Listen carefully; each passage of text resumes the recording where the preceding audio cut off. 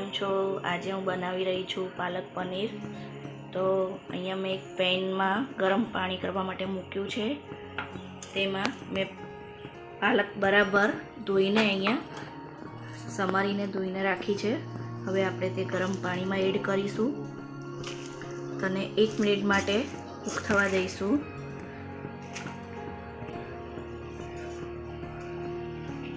હવે આપણે તેમાં થોડું મીઠું એડ કરીશું અને 1 મિનિટ માટે તેને કૂક થવા દઈશું।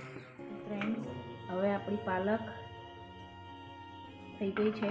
હવે આપણે તેને ઠંડા પાણીમાં બોઇલ કરીશું, જેથી એનો કલર ગ્રીન ને ગ્રીન જ રહે અને ખૂબ જ દેખાવમાં સારું લાગે। તો મેં અહીંયા ઠંડુ પાણી લીધું છે, એમાં થોડો બરફ એડ કર્યો છે। હવે આપણે તેમાં પાલકને એડ કરીશું, તેને ઠંડી થવા દઈશું। તો આપણે બરફના પાણીમાં જે પાલક એડ કરી હતી, હવે આપણે તેની ગ્રેવી બનાવીશું। અહીંયા મેં મિક્સર જાર લીધું છે, એમાં આપણે પાલકને એડ કરીશું અને થોડી તીખાશ માટે આપણે તેમાં ગ્રીન મરચાં પણ એડ કરીશું।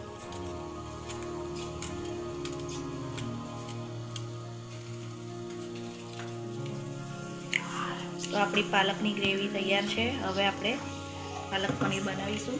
મેં અહીંયા એક પેન લીધું છે, એમાં આપણે 3 ટેબલ સ્પૂન તેલ એડ કરીશું।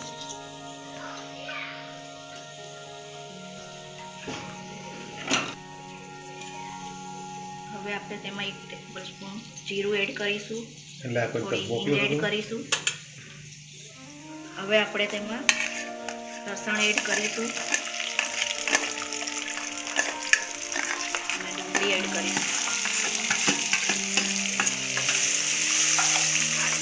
તો આપણી ડુંગળી અને લસણ બ્રાઉન કલરનું થઈ ગયું છે। હવે આપણે તેમાં ટમેટાની પ્યુરી એડ કરીશું અને તેને બરાબર મિક્સ કરી લઈશું અને 1 મિનિટ માટે તેને ફ્રાય કરીશું। હવે આપણે તેમાં પાલકની જે પેસ્ટ આપણે તૈયાર કરી હતી તે એડ કરીશું।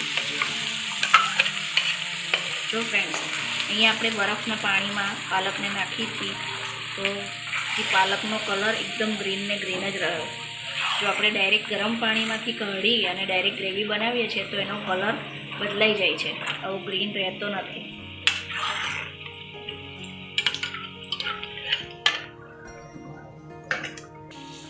હવે આપણે તેમાં થોડો ગરમ મસાલો એડ કરીશું અને તેને થોડીવાર 5 મિનિટ માટે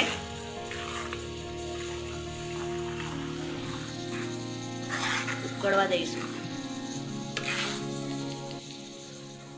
તો જ્યાં સુધી આપણું પાલક ફ્રાય થાય છે ત્યાં સુધી આપણે પનીરના પીસીસ કરી લઈશું। આપણે જેટલી સાઈઝ પર રાખવા હોય એ પ્રમાણે આપણે કરીશું।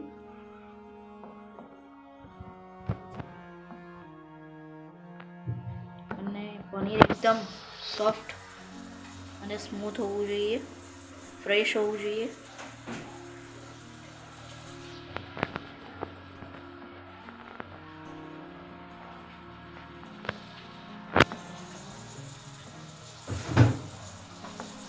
મેં અહીંયા મીડિયમ સાઇઝના પનીરના ટુકડા કર્યા છે, તમે તમારી રીતે કરી શકો છો। તો હવે આપણે પાલકમાં જે પનીરના ટુકડા કર્યા છે તે એડ કરીશું।